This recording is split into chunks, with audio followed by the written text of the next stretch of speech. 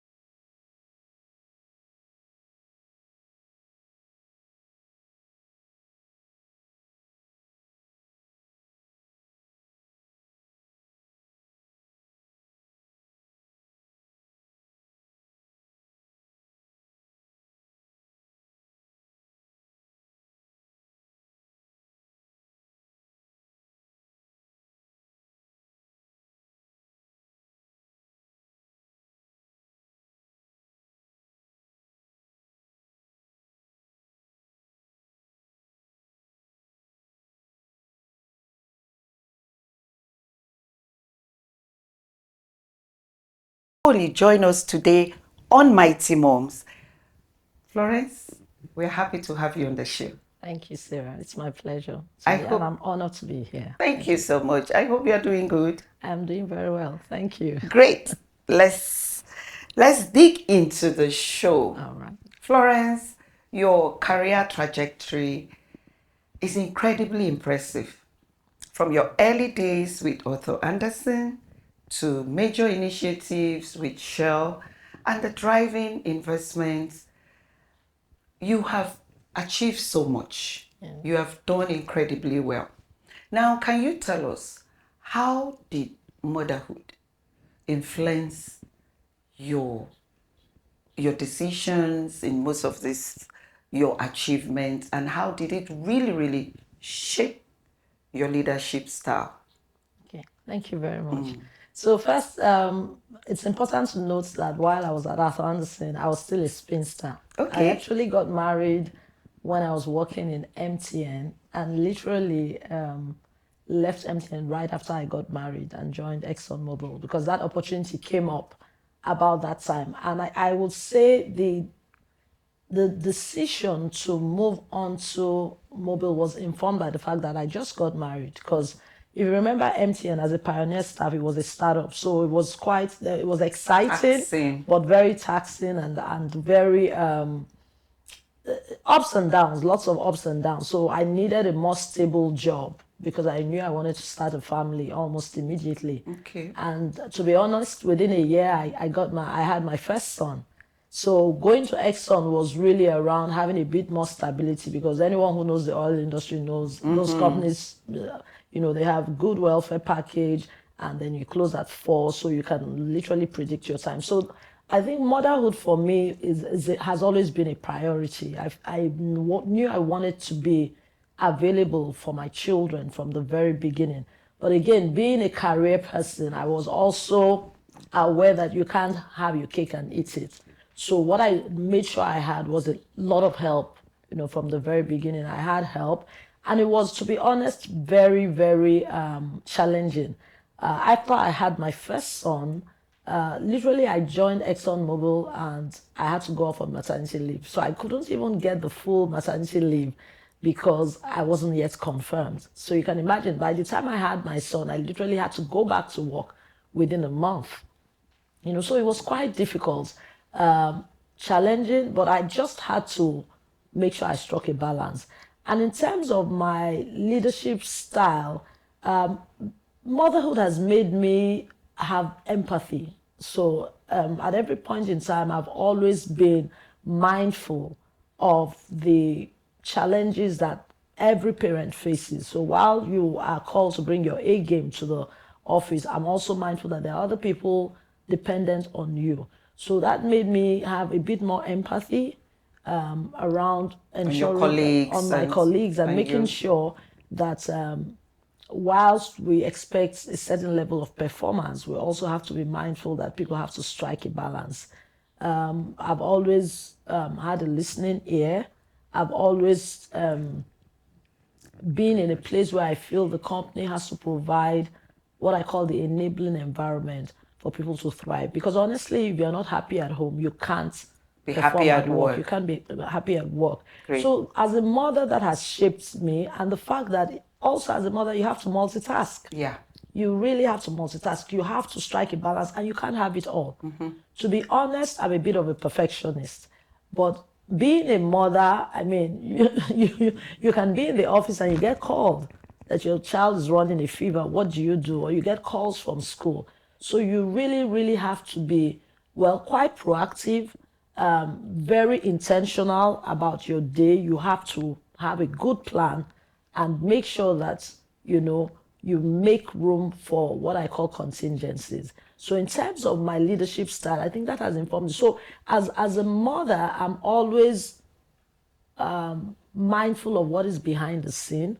I'm always prepared for contingencies. Unexpected and I don't penalize people for those types of contingencies because I understand that life happens. You've been there as well. Been there, done that. Yes. Thank you so much.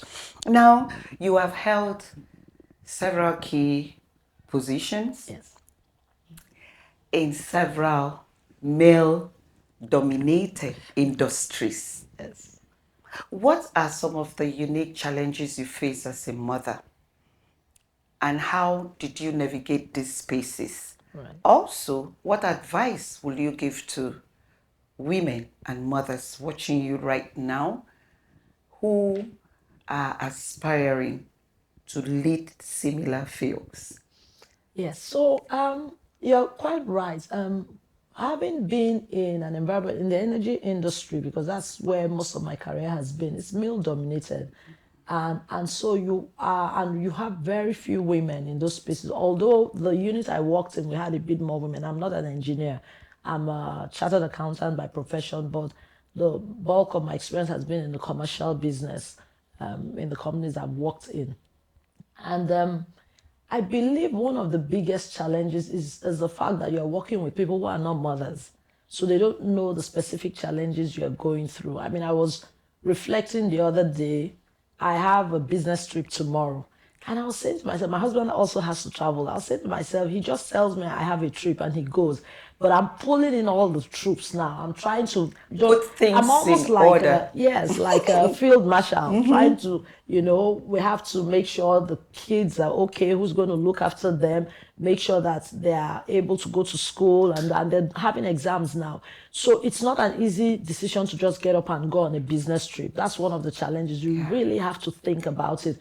I remember with this, my first son, I got the opportunity to travel for a business trip abroad. And I declined, but my boss said, who declines? Because at that time, you got those opportunities, they were quite rare. So what did I have to do? I wanted to leave my son I think at that time for my mother-in-law, my parents weren't living close to me to look after. And she said, look, this child is still, breastfeeding. You can't do that.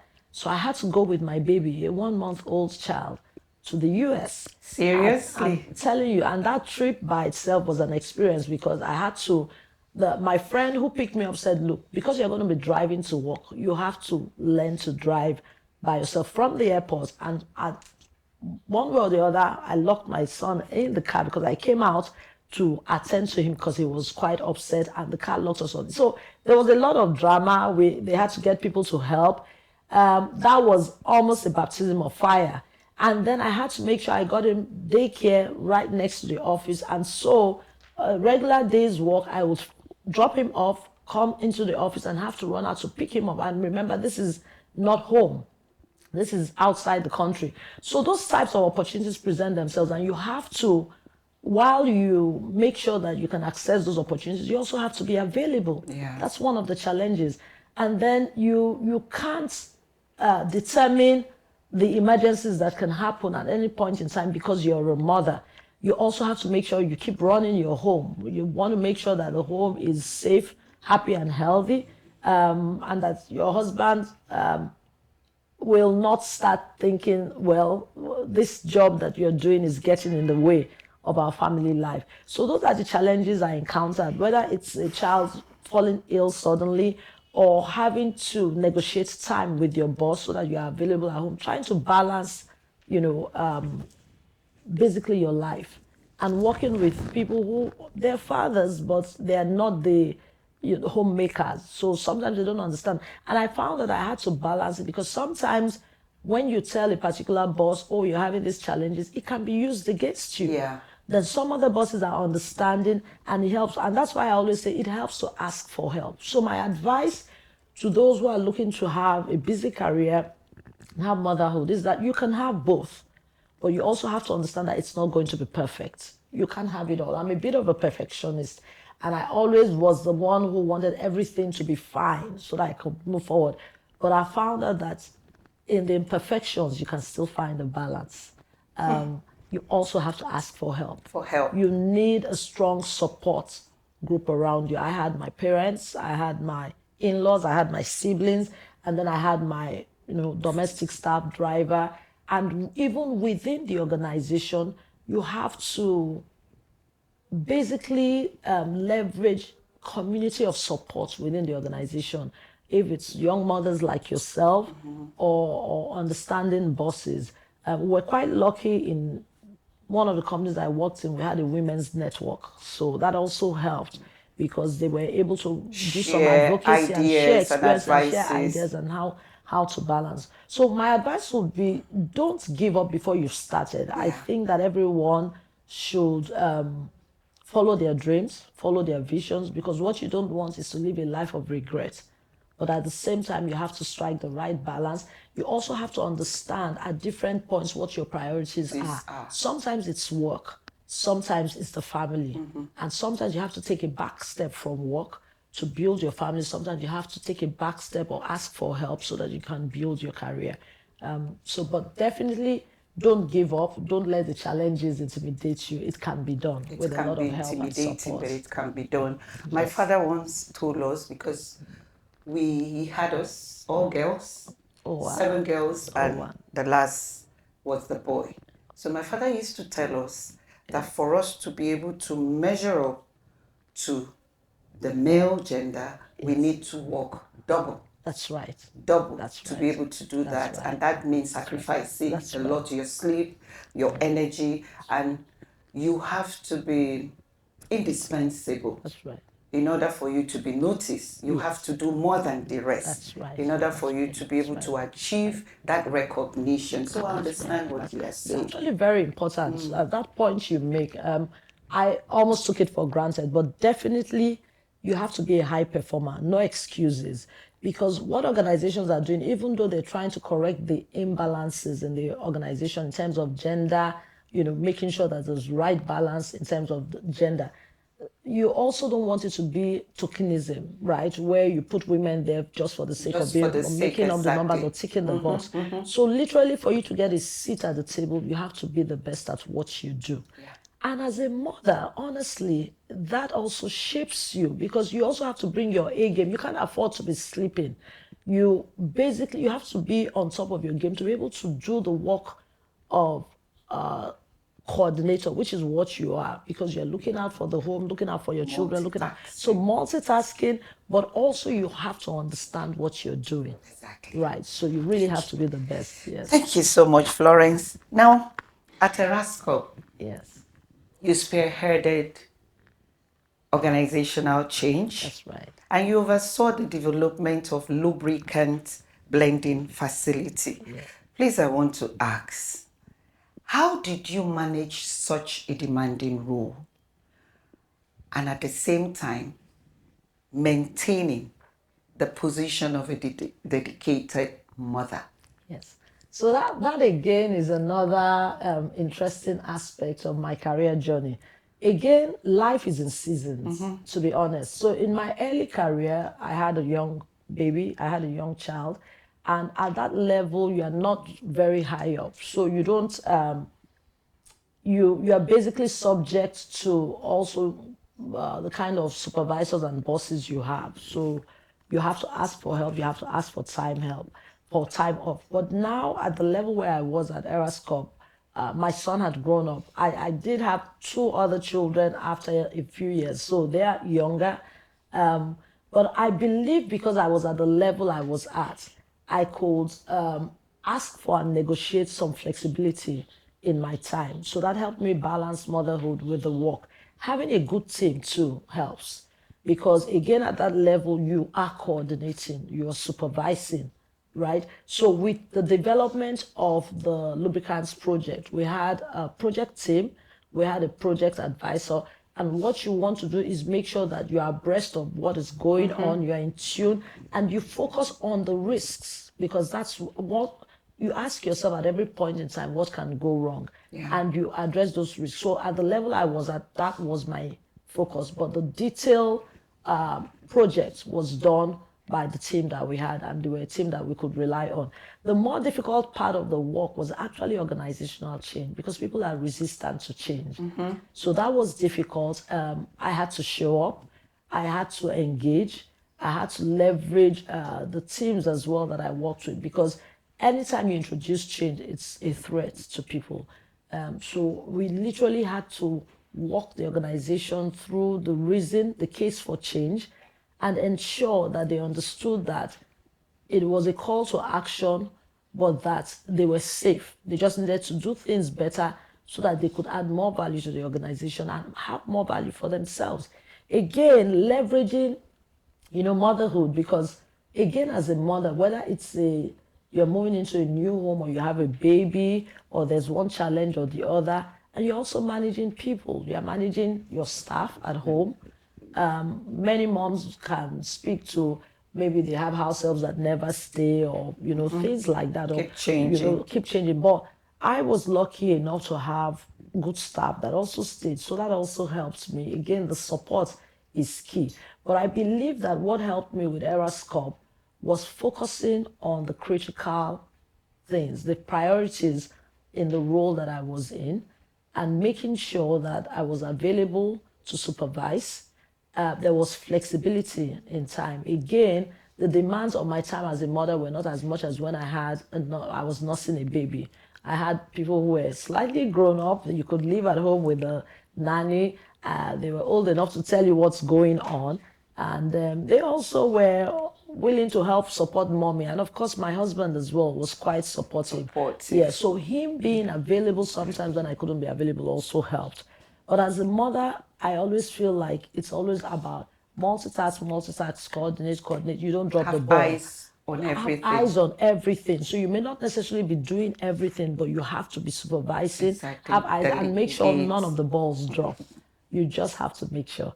You just have to make sure. Thank you And so of much. course, I think one thing that we have is when you're a person of faith, having God as well, Yeah. you really have to have time and a space where you go to get re-energized, where you go to ask for help or for advice or just reflect. Because again, you also have to be able to make the right decisions as a mom and as a leader in the organization. If you're able to hone your decision-making skills, that also helps to push things forward. Thank you very much, Florence. Now, briefly, you are now an executive in residence at yes. the Lagos Business School. Yes. That's awesome. Over there, you are mentoring, guiding, teaching the next generation business leaders. Yes. Now, what key values and lessons do you do you hope to impart on them? Right. And how do these resonate with your experiences as a mother? Okay, thank you for that question. So it's early days.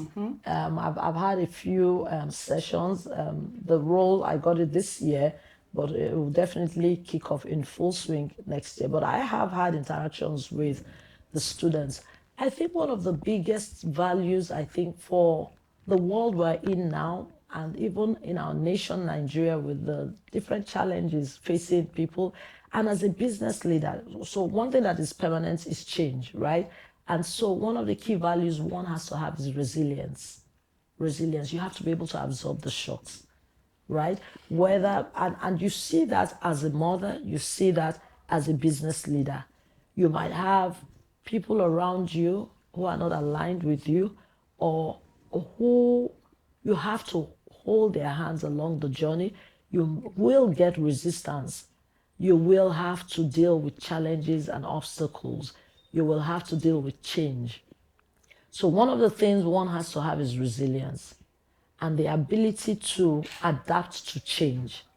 I mean, you can tell as a mom, as a family person, that life is exciting. Exactly. There is always something that will throw you, off the curve. So that ability to adapt to change, resilience, and I believe integrity. As a business leader, you have to have integrity. And, people may think that's funny, integrity, how does that apply at home? Our children are our biggest mirrors. And looking up to They're us. looking up to us. You have to be the right example, because they don't listen to what you say, they do what you do. And they are your biggest accountability partners, because they will remind you, Mommy, you said we can't use phones. Why are you always on the phone? Yes. You said we shouldn't speak while we're eating. Why are you on the phone? Speaking. So these things I say to this next generation of business leaders is, you have to be, so you are opportune to be where you are, and you are called to make a difference, to make impact, to contribute to improve society. So one thing you have to do is you have to make sure that you bring your A game. We mentioned that in the early part of the conversation. You have to be the best at what you do. You have to be hardworking and diligent. There are no shortcuts. There are no shortcuts. In motherhood, there's no shortcut. You can't wake up and shut your eyes and expect to see your child grown up. You have to do the work. So you have to be diligent. And then, like I said, ability to adapt to change and resilience. And for this generation in particular, because sometimes we who were brought up by our parents who had to go through certain rigors, we feel this generation, they seem to struggle. So resilience is key. You have to be able to absorb shocks, and you have to be able to get past disappointment and learn how to think out of the box. Think out of the box and never give up. Yeah. Never give up. And make sure that at every point in time, wherever you find yourself, you're a change agent. Again, at home, as a mother, how your family turns out is a reflection on you. I have had challenges. The ability to surmount those challenges, to keep going, and tell yourself there's light at the end of the tunnel, and to know that it will all work out. Over my journey, I have seen things that I thought they were impossibilities, and we have been able to surmount it. But I will say resilience is one of the things that you need to build. Yeah. Thank you so much. Florence, you are a mother with a high-profile career. And let's talk about prioritizing self-care. Yes. I mean, if you have an engine that produces valuable produce, you need to maintain it. That's right. Otherwise, it will pack up. That's right. You are like an engine. Yes. Your bio is way out of this world. Now, what do you do for your me time? How do you balance that? Your career, motherhood, self growth. Yes. What do you do to stay calm, to stay as, what I'm looking at now is no magic. Something would have gone under to be this. Yes. So I mentioned that I'm a person of faith. You Yeah. have to have your time with the Lord. Honestly, you have to have your quiet time.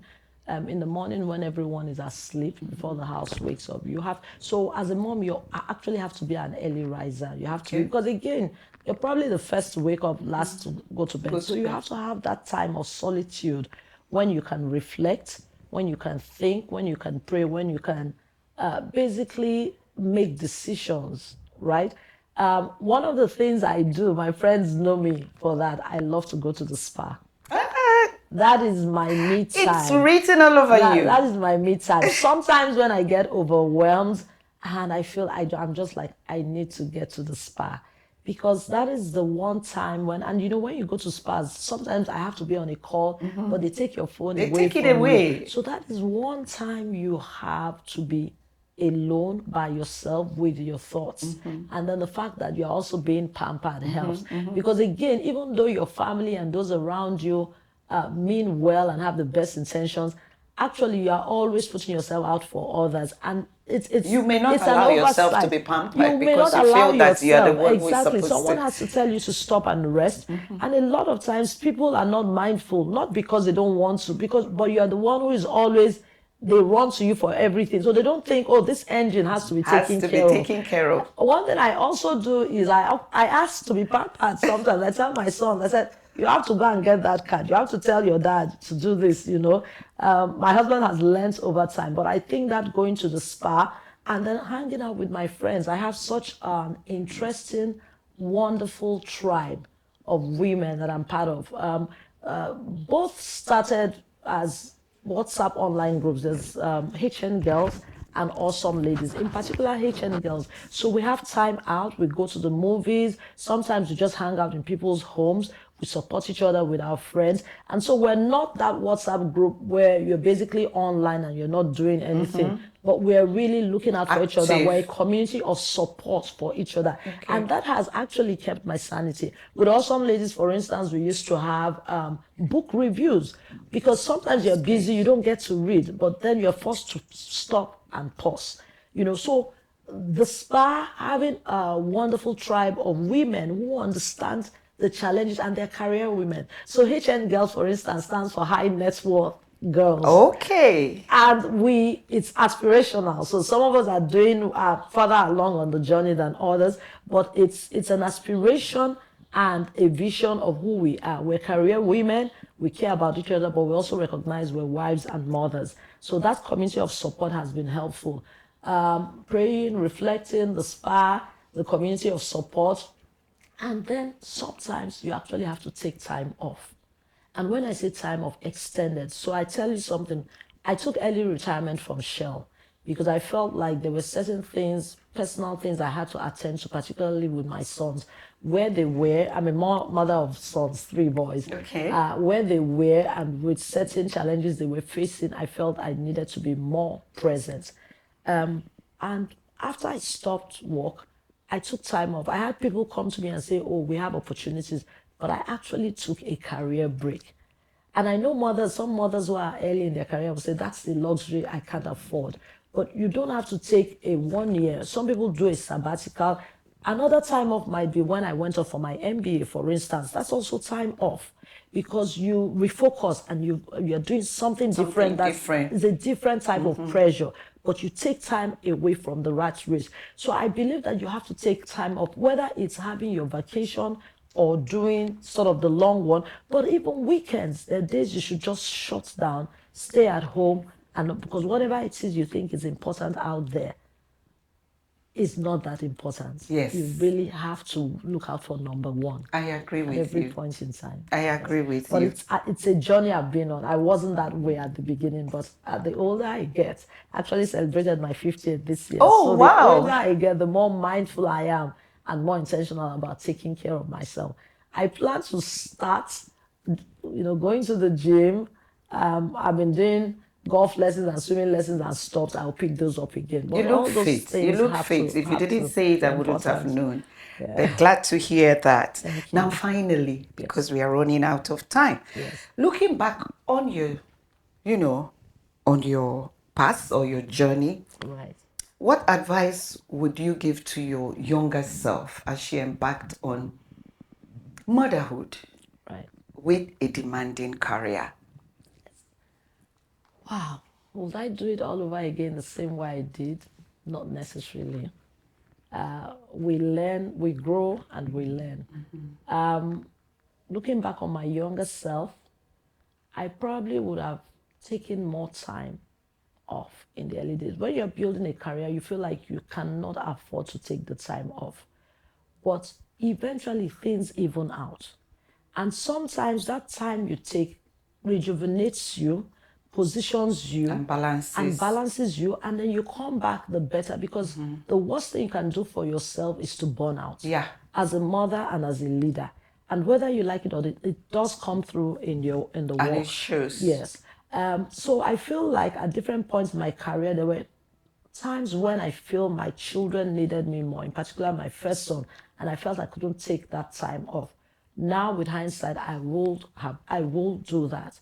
So I always, at every point in time, have to keep accessing where am I needed most and where is the biggest value for my money. So what I mean is, what is the risk to my child to me not being available? If the impact or the negative impact is going to be more, then I have to focus on him as opposed to focusing on work. We can't sort of keep doing work and then at some point you wake up, lift your head up and find out that you haven't given enough time. So you really, really have to strike that balance. I don't think it's a balance at any point in time. Sometimes it's a balance at different points in time. Sometimes the ball for the career is higher. Sometimes it's your office. So I think I would have been more mindful, more intentional, more reflective about seeing what area needed my time and would get the most buck for the money at every point in time. I also feel like, with hindsight, asking for help and asking for it early enough. When I started with Arthur Anderson, it was intense. You almost felt like you couldn't ask for help because it would show you off as a weakling. No, I should have asked for help. Another thing is also leveraging what I call the mentors, the coaches, and the sponsors. A really big part of one's success and career trajectory, beyond having the right coach and the right mentor, is actually having sponsors.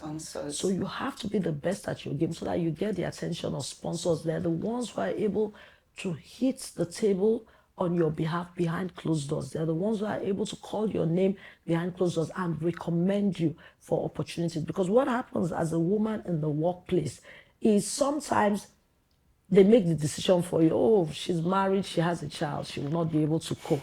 For the men, it's seen as a development opportunity. For the women, oh, it's too risky, you may fall. So having the right network of support, particularly with a sponsor, a coach, and a mentor, would have been very helpful. And then, like I said, when you need to ask for help, when you need help, you need time, speak up.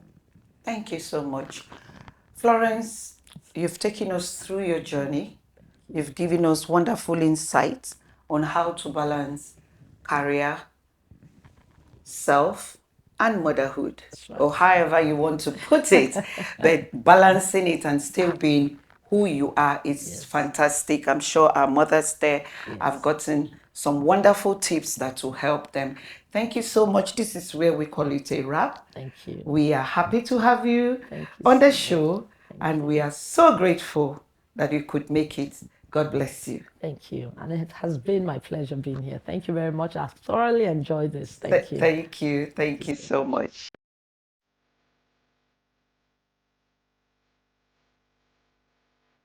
Imagine stepping into a world where every breath refreshes your spirit. Our premium diffusers transform any space into a sanctuary using only natural, non-toxic ingredients. With quality absorbent reeds, they deliver long-lasting, soothing scents that eliminate unpleasant odors, promote relaxation, reduce stress, and enhance your mood. Choose from tropical mango to a refreshing mountain breeze.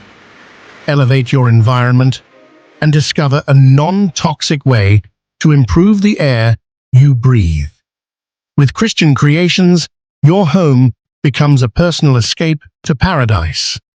Experience the freshness today.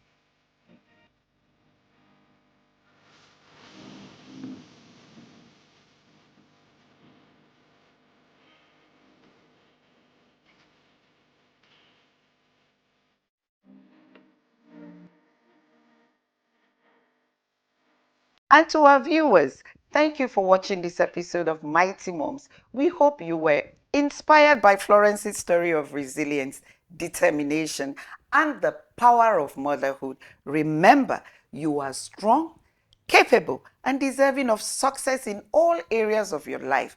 I am Sarah Roberts. See you next time.